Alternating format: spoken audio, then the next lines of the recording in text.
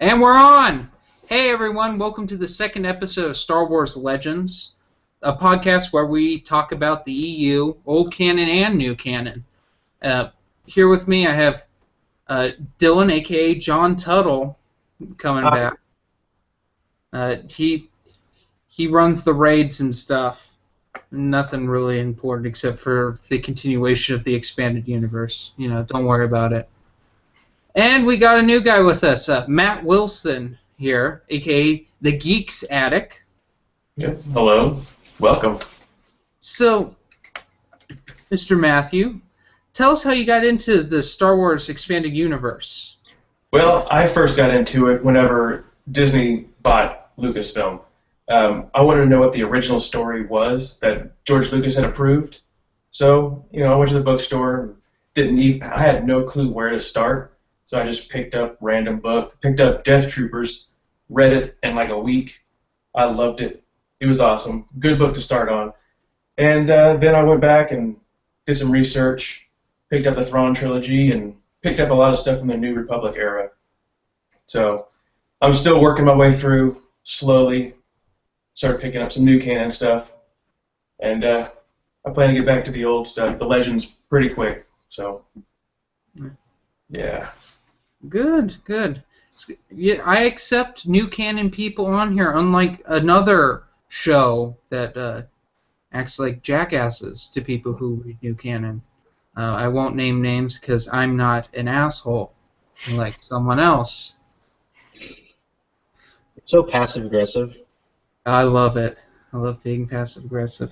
So, I know this busted the schedule, but let's talk about the success of the raid that happened. Dylan? The social media raids? Yeah, the one we had on Dark Disciples or whatever. Yeah, that was good to see. I saw a lot of people on the Del Rey page posting. A lot of comments went out. Most of them, there were one or two that were kind of rude, but most of them were very polite. And I know those of you who were a part of it, I know there were a couple people who tried to rain on our parade and get into arguments. That was a little...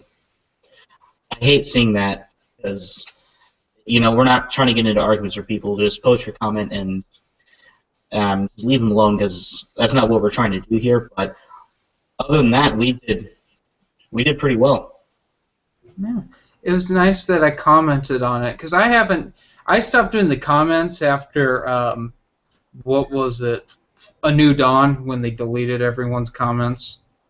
I took up just sending letters directly to Lucasfilm, like StarWars.com and all that. But I actually did comment this time on the Del Rey page, and I got some likes. It was really nice to see. Matthew, did you comment on there? I have not. I'm new to all of this, so I really haven't heard much about it. Well, we have another one coming up in a few months, in is it third quarter, fourth quarter, something like that? On was it Aftermath? Yeah, I just put it up today. Aftermath, that'll be on September 4th. There will be a link down to the Facebook event in the description below when the stuff is done airing. Yeah, I thought it went well. Almost everyone was well behaved. Yeah. There's only a couple, and I know who you were talking about too. That was kind of rude. I'll definitely join that and probably make some comments this next time around. Yeah, it's up to you. Okay, so let's talk about a certain contest ended. Shall I cue the music? Oh, YouTube, don't crucify me for this. I'm just new to partnership. Star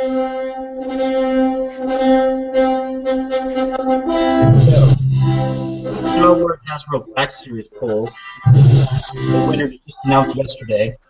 And fans, it is my pleasure to say the has won. It's a great time. They for the first time in the Black Series 6-inch figures line, We got an EU character. I mean, they've done like maybe I don't even think they've done prequel characters for the 6-inch line. If they have, it's like 2.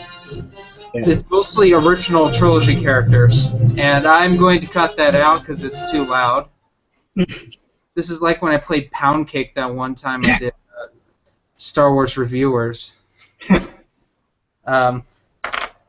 Anyway, so let's talk about the weirdness of this whole voting.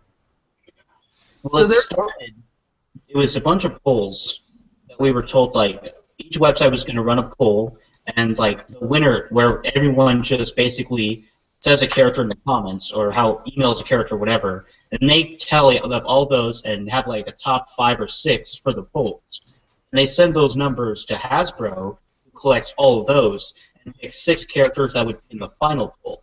That's what we were told. And when all the polls came out, you know, there was a bunch of EU characters on there. Revan was on there, Darth Talon was on there, Mara was on there a lot, and Starkiller were the ones that showed up on a whole bunch of polls. But the final poll came out, and Revan was the only EU character on there, which of the EU characters did the best on all the polls. So that's not entirely like bad for him, like good for him. But you know, those other EU characters weren't on there.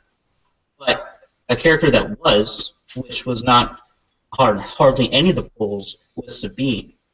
And actually, there were 7 characters that made the final poll, even though they were said originally that there were 6. And a lot of Dave Filoni, obviously, but there were a lot of places that are like, you know, close to the Star Wars community that were, or like, you know, the people in charge that were saying, trying to promote Sabine to win.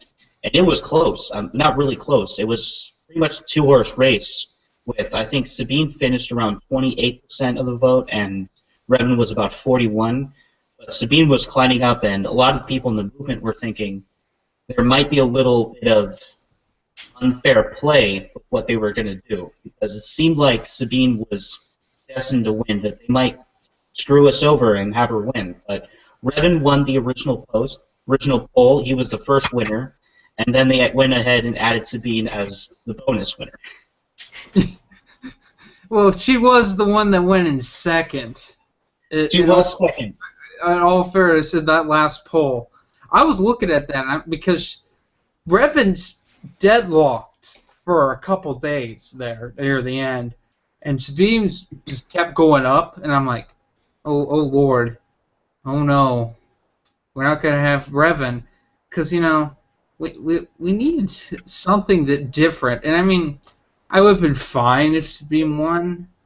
In all fairness, it's just cooler that we got Revan too. Mm-hmm. But yeah, it's exciting. Finally, there's another EU character.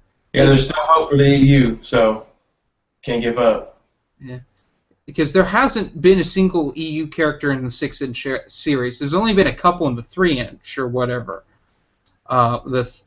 The half-size ones, the standard action figure size ones. Because I know they did Amara, they did Mara Jade, they did Plagius, Malgus, Bastila, and Starkiller, I think, the ones they've done. I've seen the Bastila and Malgus one. Yeah, and I've seen Plagius, which I should have bought. I should have bought. 2020. That's my favorite book. That's my favorite there. But yeah, it's exciting. There's going to be EU. I'm going to pick that beast up. And I can't find anywhere when they're actually coming out. Just they're coming out soonish, so probably around Christmas. Mm-hmm. That's what I would say. They're probably going to come out along with the Force Awakens figures. Mm-hmm. That'd be my guess. So let's move on to other Star Wars products here. Force and Destiny came out, the beginner's game. And I actually got my hands on the last set, probably in my county. 'Cause this thing sold out. And, so like hotcakes, I can't find it anywhere. I did. I found it. I read the adventure, so far. I like the whole premise of the adventure. It's very basic. You got to save your Jedi Master from this essentially an Inquisitor, and it's pretty cool. I have not read the rules yet. I glanced over them and read over the dice stuff because there's some weird dice stuff. Fantasy Flight is always pushing the envelope for their systems of dice and rolling mechanics, and I personally like that. I like the X-Wing miniatures game. Dylan, you are a big Armada fan, right? Yes. He keeps them right there. Yeah. He cuddles with them at night. Yeah. He loves that Armada. He plays against himself sometimes. All the time. When he gets mad at Empire at War because he accidentally uses the Death Star to blow up his own planet. That was one time. That was so funny. Anyway, so stay tuned next episode when I figure out the rules and actually have my friends play the game. Or maybe it'll be the episode after that, because my friends sometimes they don't like to use their brains. They don't like trying new things. So, yeah. I don't know. Matthew, have you played any of the Fantasy Flight games? I have not. I've seen some of the X-Wing series games. All the little miniatures? I saw some of those the other day in the bookstore. They look so cool. I want to get involved and play these things, but just don't really know anybody that's interested. X-Wing is expensive because it's a miniature game. Yeah. Have you seen that Tantive 4? Yeah, I saw the Millennium Falcon, and I wanted to buy it just to display that thing. It was awesome. You just got to be careful, though. I had it demoed. When it first came out, I played a demo of it at my comic shop. The X-Wing's very brittle. Mm. They're very the same with the TIE fighters. All the little fighters are very brittle. Mm-hmm. So just be careful with that. Same with Armada. The squadrons, when you're putting them together, they're kind of fragile, so don't try to force them too much, and a lot of the pieces are really fragile, so take care when you put them together. But they're really well done. They're very well detailed and everything. Can I show off a few of them? Yeah. Hopefully it focuses on you and not me. Hopefully. This is a Victory class Star Destroyer. Wow. Yeah. And actually, the way the game works is it has two sides to it. So basically, if you want a Victory 1 class Star Destroyer, you can flip a side, and Victory 2 class Star Destroyer, you can flip the side again. So basically, you have two sets of stats that you can use for whichever you want to build your fleet.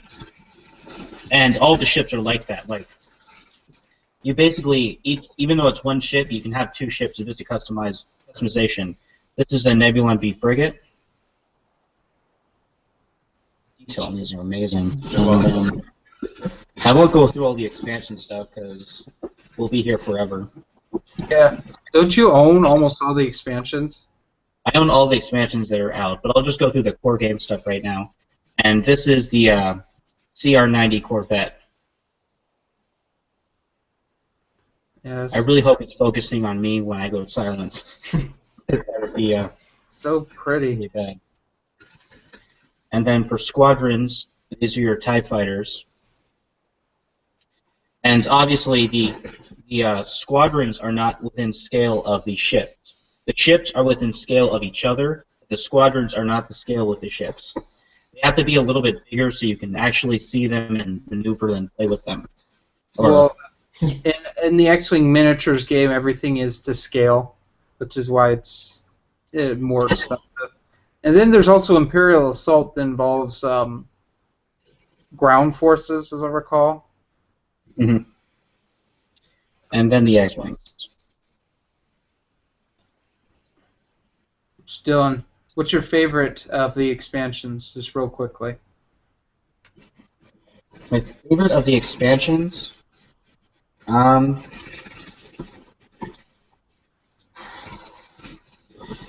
would probably be the Rebel Alliance Fighters expansion, because for hero cards, and again, EU is well and alive in Fantasy Flight. The 4 hero cards they gave us were for the X-Wing, we got Wedge, which, obviously movie character. Wedge is the X-Wing guy. And it came in the core set, you got Luke.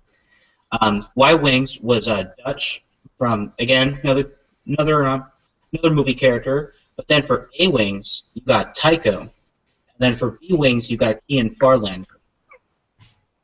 So, pretty good EU representation in that. Sorry.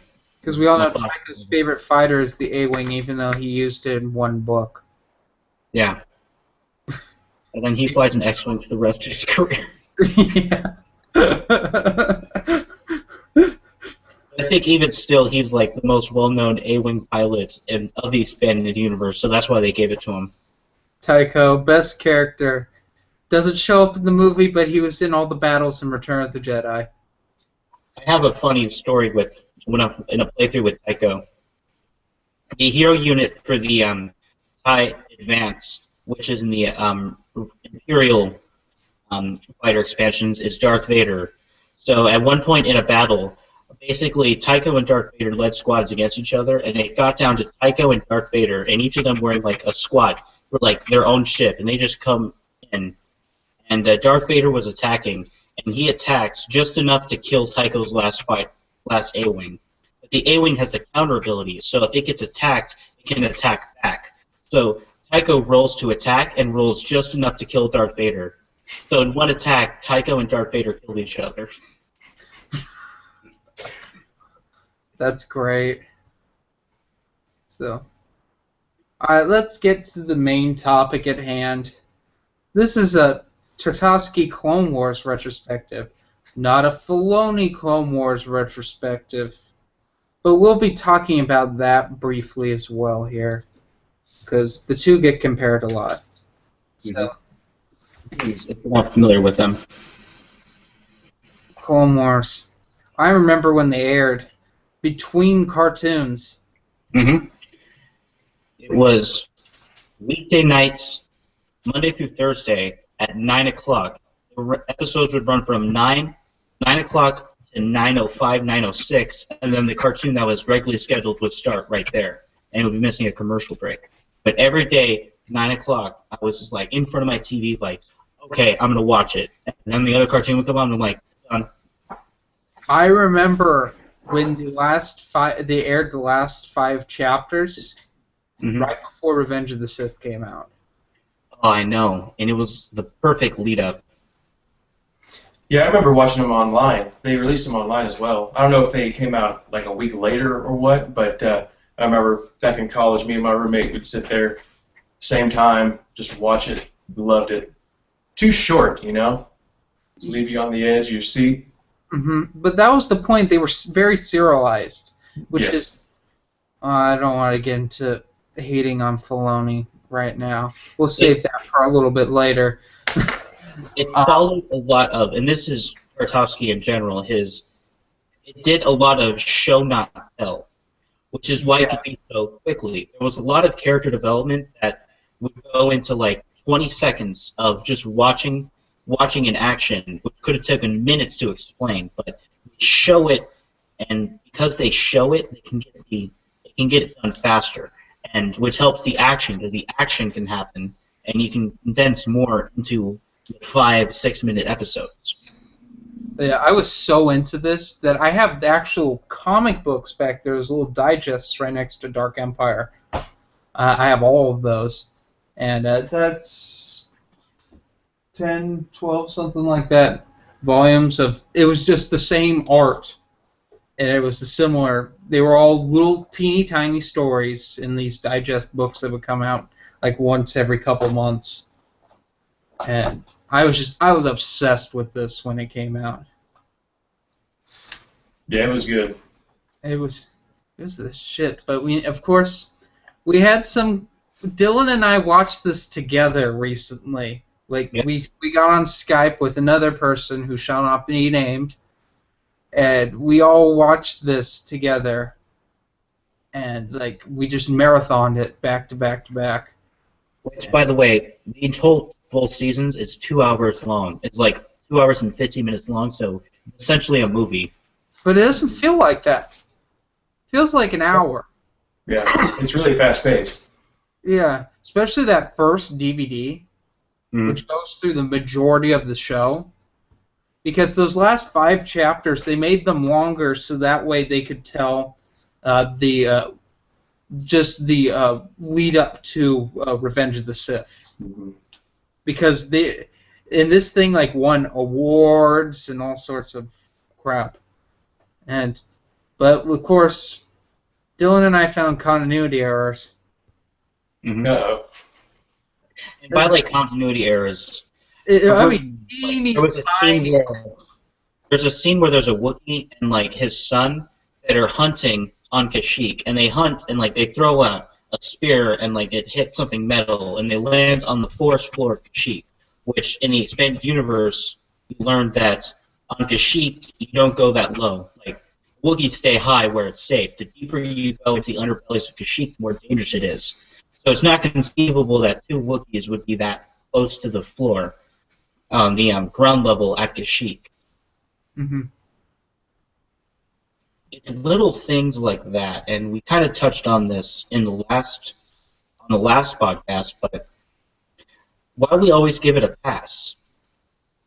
It's because it was paced better. And what I found, and we'll get into Dave Filoni stuff now. Dave Filoni had a very successful show. It lasted 5 seasons. I'm not counting the Lost Missions, because that's overall, a lot of people don't like that. It was a lot of not finished episodes. It was six finished episodes, and they keep releasing more crap and stuff. But the thing with Filoni's one is that it was completely unnecessary. Filoni's came out at a time when the rest of the Star Wars EU was moving away from Clone Wars. Because Clone Wars was done. The movies were done. At this point we were establishing the Old Republic even further, because it really didn't have all that much. We were in Legacy of the Force By 2008, Legacy of the Force was wrapping up, and I think we were starting either Dark Nest trilogy and then Fate of the Jedi. Dark Nest came first. Dark Nest is the precursor to Legacy of the Force. He was starting Fate of the Jedi. And then we had Legacy comic going on. It's just... And then Filoni comes on the scene from Avatar: The Last Airbender, and he makes this show, The Clone Wars. And they release a movie, which I went and saw, and then wished I hadn't. It was so terrible, and it just crapped on the whole EU. Anakin as an apprentice for no reason. I hate that so very much. And Dylan and I were just talking about how you make Filoni's show work. And one, you couldn't have Filoni on it to make it work. You have to have someone else there. Second, you couldn't have Ahsoka on there. And she and Jar Jar were in there for no reason. I mean, granted, Ahsoka is a character made for the show, but her character is entirely useless through the majority of the show. She has like the Han Solo dumb luck thing and manages to survive all her encounters with other like villains. But it's like instead of Han Solo's charisma, you just have an annoying child. Yeah, I can't consider that part of my canon. Yeah, and there's many people who don't. I know there's a lot of people that absolutely love it, but to me, it throws out the whole, Anakin and Obi-Wan supposed to be like family, basically. They loved each other. They were brothers. There's some good comic stuff that came out that you should read that really enforces the brother thing. Mm-hmm.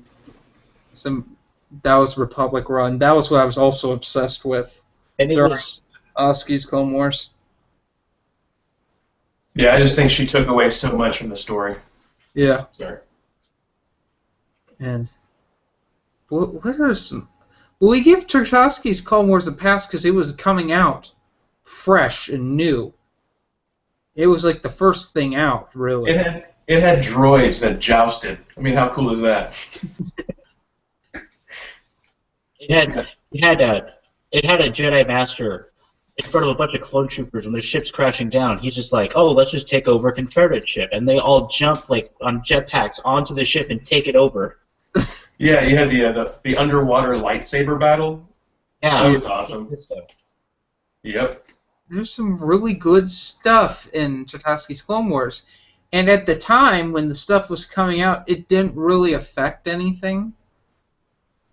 Well, we can talk. Why don't we get into a little spoilers of Tarkovsky's Clone Wars here?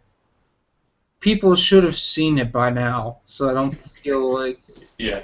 I don't feel sorry if I spoil some stuff for you guys. It's been 10 years. Yeah, I don't think they even sell that anymore in stores. You can get it on Amazon. For like $50 for each DVD. That's something that needs a Blu-ray release. I agree. So Anakin fights Ventress in this. Big shocker. I mean, that happened in Filoni's show, as I recall. And he kills her? Question mark. Well, we know in the EU, if you read further, he doesn't. In fact, he fights her more than once in the EU, not counting Filoni's Clone Wars. But Anakin, I consider this one of the parts in Anakin's apprenticeship where you know something's really wrong with him. Mm-hmm. I mean, the Sand People, it was understandable. I mean, who hasn't attacked Sand People for attacking their families? I mean, I do it on a regular basis. Okay. That fight, they were just fighting, and then all of a sudden, Anakin loses his lightsaber, and which is just a little thing, but he kind of, and they do it so good with the foreshadowing in that fight, because at the beginning of the fight, they're in the temple, Anakin's bathed in blue light, Ventress is in red light, but then he loses his lightsaber, and he loses control, and they're both in red light as he's taking the upper hand and kills her. Yeah. He quote unquote kills her a couple times. Yeah. Just like Dirge died in that. Yeah, when he exploded. Died in that. Well, yeah, neither of those are actually the canon deaths. Because, I mean, Boba Fett kind of killed Dirge once as a little kid. I think that's everyone's goal in the EU, is just to kill Dirge at least once. Make him explode, throw a brick at him, throw him into a sun, you know. But I love Tarkovsky's Clone Wars. And then there is the error with Labyrinth of Evil. Which, Dylan, should we get into the Labyrinth of Evil talk? Have you read Labyrinth of Evil? I don't remember Labyrinth of Evil. There is an error with the events that happen in Labyrinth of Evil because they left James Luceno out of the loop on what was happening. It was the Palpatine has a bunch of Jedi protecting him at the very end of Tarkovsky's Clone Wars when Grievous is attempting to kidnap him. There's three tellings of the kidnapping. There's Labyrinth of Evil, there's Tarkovsky's Clone Wars, and there's a hyperspace webcomic, according to Matt. The Clone Wars and the webcomic tell the same story of there were three specific Jedi who were a part of the protection of Palpatine and at the last stand when Grievous kills them. Labyrinth of Evil says that there were other Jedi intermixed in the battle, and at that final confrontation, there were, I believe, 6, which 3 of the Jedi who were in Tarkovsky's Clone Wars were also at the final battle in Lucenos. There were 3 additional that were part of that last stand, if I remember correctly. Yeah. And so it sucks that happened. It happens occasionally. There was occasional continuity errors with the EU besides Filoni's show, which had a lot. I can't even finish watching it. I've made it to the end of season 1. I don't know if I should continue. Well, the thing is, you haven't gotten to when they start contradicting the movies. No, okay. There's an episode that contradicts Empire Strikes Back. And, Doesn't surprise me, though. it's really... It is explainable how to fix it. Like, Dylan came up with the perfect example. Well, I'll get into this, so I'll have to digress here. There's an episode called Shipyards of Doom in Filoni's show where the Ahsoka, Anakin, and a bunch of clone troopers are going to sneak into a droid ship factory. And the ship factory has infrared scanners. So they freeze themselves in carbonite and drop them off right in the base with R2 so he can unfreeze them. It's fine, right? Well, that contradicts Empire Strikes Back because Vader doesn't know if Luke will survive carbon freezing, so he tests it on Han Solo. Really dick evil move. So Dylan came up with the perfect way to fix the continuity error. Like, Dylan should be on the holocron.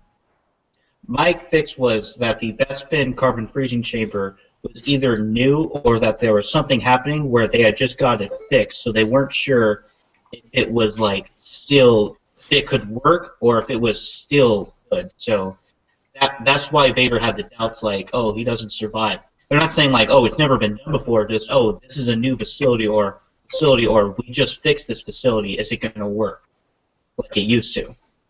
That would be my retcon of that.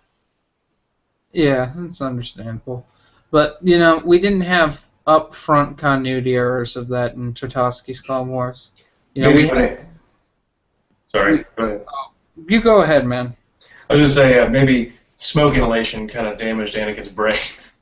That could be it. But, yeah, Tartakovsky's Clone Wars is just probably... I think it's the best TV show Star Wars has ever had. Mace Windu's thing just blew my mind. It's the quintessential show. I mean, droids, Ewoks are fun, well and good and fun and goofy for kids, but this was very serious, and it has one of the best openings for a character ever. General Grievous was introduced on this show.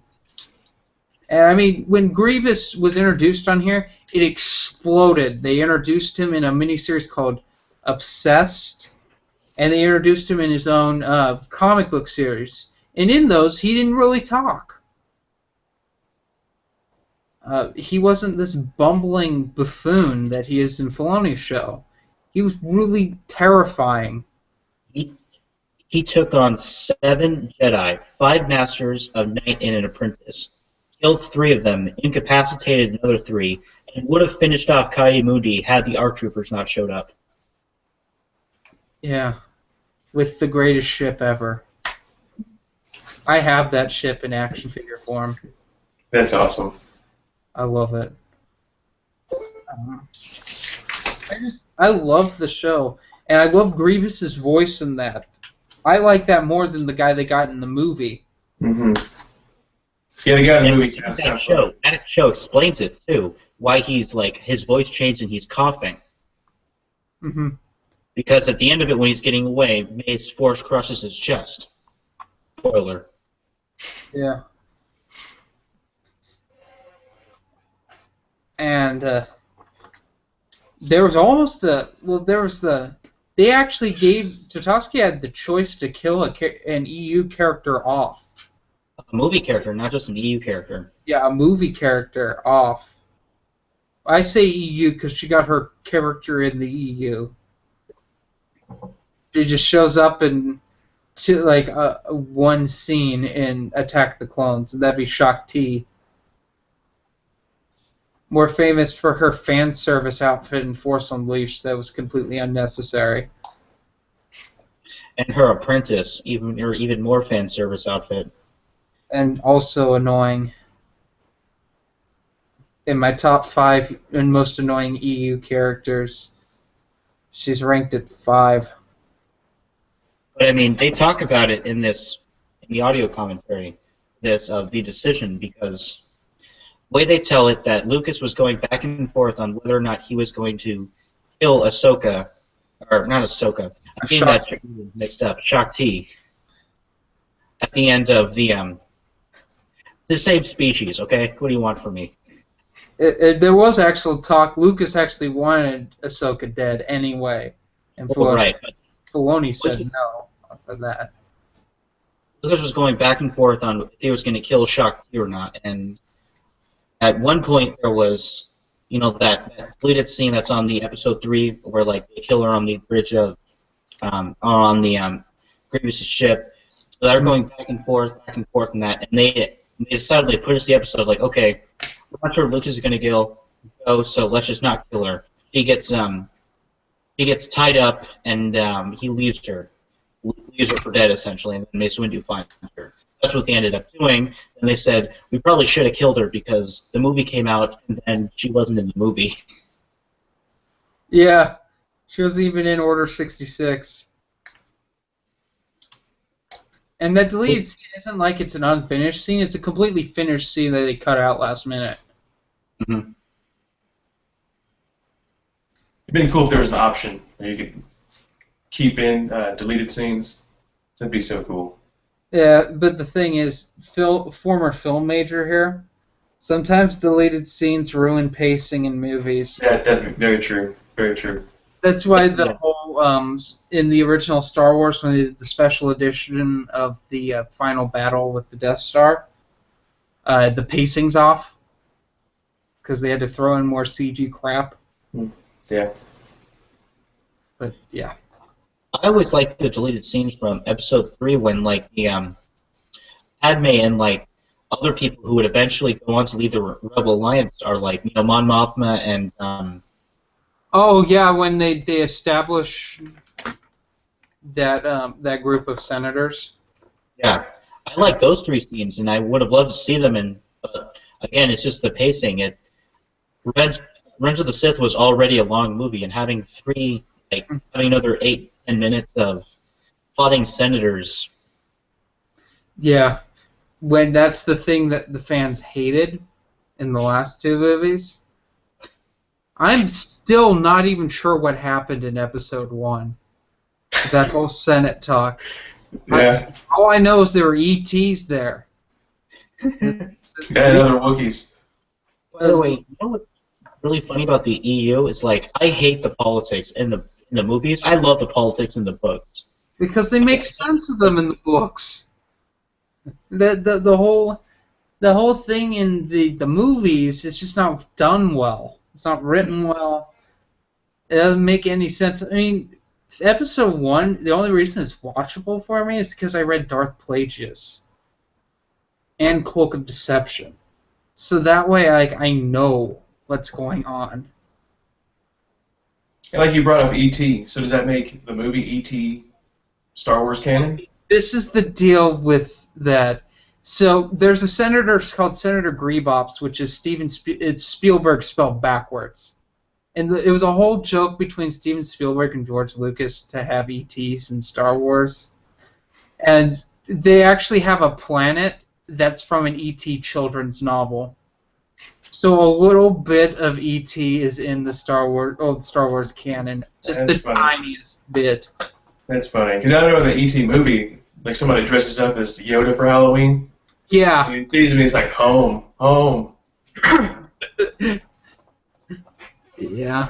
Well, there was actually there was a Hutt, Boba Fett, and Yoda all showed up in an issue of X-Men once, but that's not canon.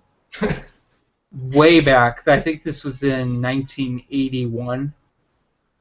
They showed up in Uncanny X-Men. So there's been little crossovers here and there. I don't think the Star Wars Muppet special is canon either, but the holiday special is. Like the Robot Chicken parodies, the Family Guy parodies, even the Lego Star Wars games aren't canon. Yeah. It's a lot of stuff not canon anymore. Lego Star Wars is more as in the hierarchy of canon S canon, because there is a lot of it that happens like in the movies, but it's not the way you played it. Yeah, like all video games stuff. Yeah. Because I mean, in Knights of the Old Republic, you could be a man or a woman. Well, who completed the story? So the man or a woman, or Kyle Katarn could kill the Emperor and rule as Emperor himself in Dark Forces. Or my personal favorite, Starkiller becomes Palpatine's apprentice at the end of Force Unleashed 1. Or Anakin kills Obi-Wan on Mustafar. And then kills the Emperor. Revenge of the Sith, yep. Yeah. Some of that stuff just gets goofy. Yeah, sometimes. Sometimes the dark side ending is awesomer than the light side ending. Like Force Unleashed 2's dark side ending is so much better than the one that is canon. Juno should have died. She like fell on her head. No standard human survives a fall like that. Oh, another thing I like from the Force Unleashed, everyone seems to think that like, oh, Starkiller's over Howard because he pulled a Death Star out of atmosphere, It's and a like, Star Destroyer. or a Star Destroyer. Pulled the Like, Death Star down. Do you know how much work and Union riots there would be and protesting if the Death Star got pulled down? But remember in the Clone Wars miniseries, Yoda pulled down those big droid ships. Yeah. But Yoda I think was Yoda could all do powerful. Yeah, I think Yoda's probably the only one that could do that. By the way, I liked how he fought. I liked that. That was how I envisioned watching the prequels first. How Yoda fought. He didn't fight with the lightsaber. He was just so powerful in the Force that he could move ships in space with his mind and just like have them crash into each other, push them away, have starfighters crash into each other. Like that's how he fought. He didn't need a lightsaber. He was so powerful in the Force. Yeah, because there are Jedi and Sith that you just think are so powerful they don't need the lightsaber. Like Sidious or Palpatine. Or Only had a lightsaber because he kind of needed it for the way he wanted that battle to go with the four Jedi Masters. Yeah, but there are times in some of the Palpatine stories where you know he doesn't need the lightsaber. He just uses it the way for his means. But yeah. So overall, what's our opinion on Tartakovsky's Clone Wars? I think we've covered that, but I love it. Yeah, just the abbreviated one so people can skip to it. Yeah, I wish they'd keep that one canon and get rid of the Filoni. Well, you know why they kept the Filoni one canon, right? It's because they wanted Filoni to do Rebels. Do Rebels? Yeah, that's stupid. Filoni controls the canon now. He'll have Ahsoka be Anakin's master. Not Anakin, Luke's master. Yeah, see, like, I don't like that whole, I thought it takes away the Return of the Jedi, the title. I thought that title was really powerful because it's like all the Jedi are gone, Yeah. And then you have Luke, the last one.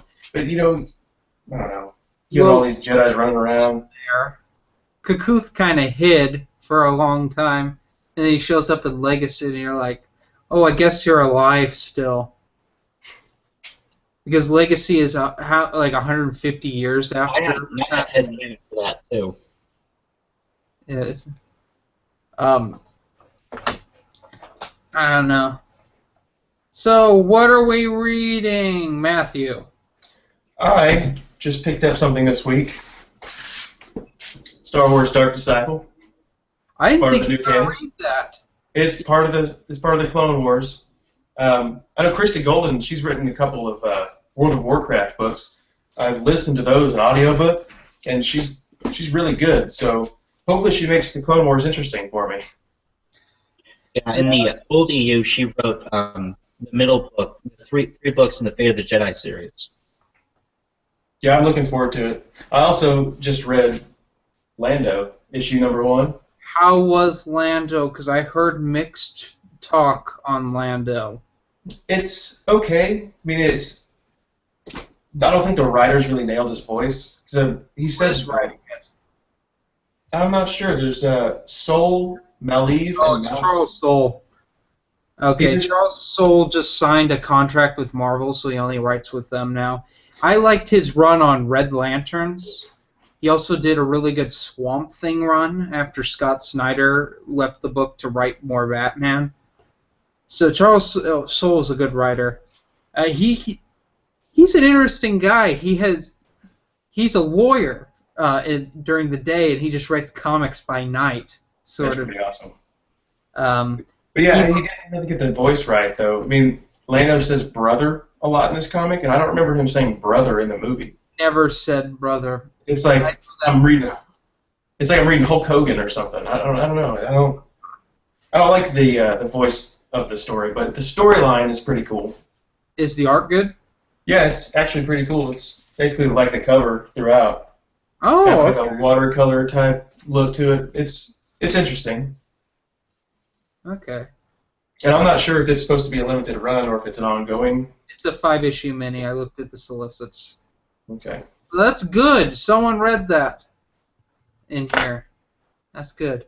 A couple familiar faces towards the end there that'll surprise you. So. Okay. Dylan, how's the new Jedi Order trek going? On balance point right now, but a couple chapters in. I'm not sure if I've really gotten to the part where they start going over the plot of the book yet, but there's kind of one, but not really. But I'm enjoying New Jedi Order as a whole. Again, I'm only on the 6th book out of 19, so I'm not even halfway done, so I don't think I can give it full review on it yet on how I like the series, but I'm enjoying it. I'm also reading book 2 of Invasion, which I got the Dark Horse Mega Bundle, so all of my comics are digital, so that's on here. Sorry. Yeah. His comic collection is not like my beautiful one back here. It fits in my pocket. Yeah. And you just read Chewbacca, right? Yeah. And you got hit in the feels with that at the end? At the end, yeah. I got hit in the feels. There was something with, when it got to Han, there was something that Han said that I've seen before on Wikipedia, and reading through Vector Prime and the books after it, and New Jedi Order, I'm like, I don't see that quote anymore. Anywhere. It was such a good quote. And then I read Invasion, Chewbacca, and I'm like, oh, there it is. That's that quote. Now, can we talk about Chewbacca's what happens? It's not even a spoiler anymore. It's the common knowledge. I think it is. You know what happens with Chewbacca, Matt? Does it involve a moon? Yeah. I've heard about it.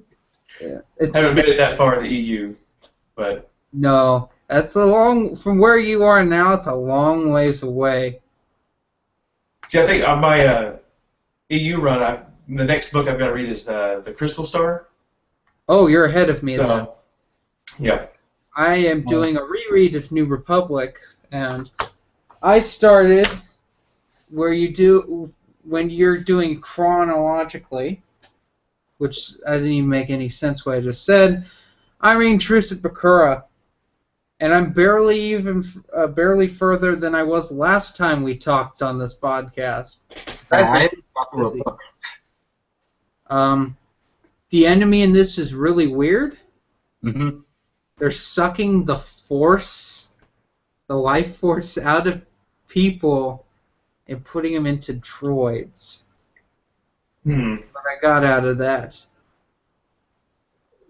And they think it's okay. And Luke just entered the space battle with them. And one of the best Chewbacca Han moments happened in this, where Han's trying to get his groove on with Leia. I remember this. This is the day after, Leia got shot, the Falcon lost its dish on Endor.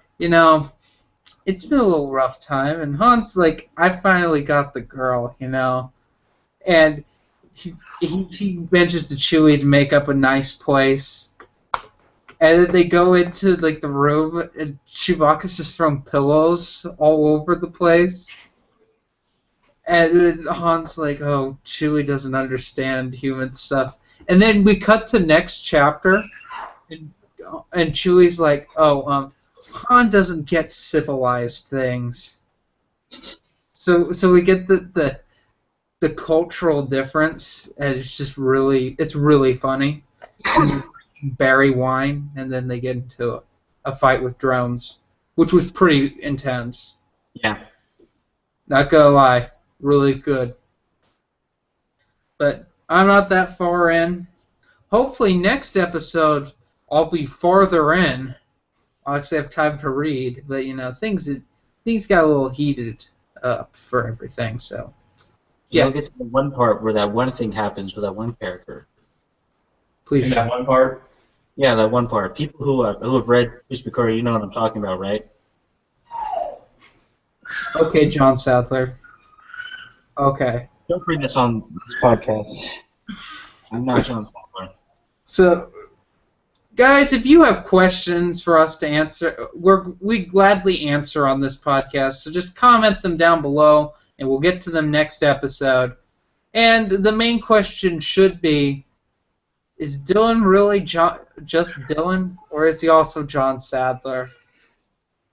I'm not John Sadler. And John Sadler, if you know, let me know in the comments. Please don't get mad. But I've never heard you both talk in the same call. We're on a podcast together. How did I you don't know? remember that. I don't think anyone remembers that but you. Oh, actually, I do. Because you wouldn't talk at all when John Sadler was talking, and vice versa. Over each other at one point.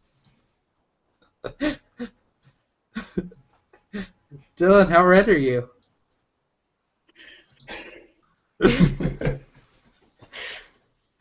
Okay, so that's all for tonight, everyone. And this one's really a lot shorter. Dare I say we condensed this in an hour? This is good. It's good timing. This is really good. And we'll see you next time. Matthew, would you ever come back on this? Yes. Good. Dylan or John or whoever the fuck your name is, would you come back on this? I think I'm a regular at this point. Yeah. Since you're technically not co-host of Minox, because that episode never came out. Anyway, guys, have a nice day. Yes. Thanks for having me.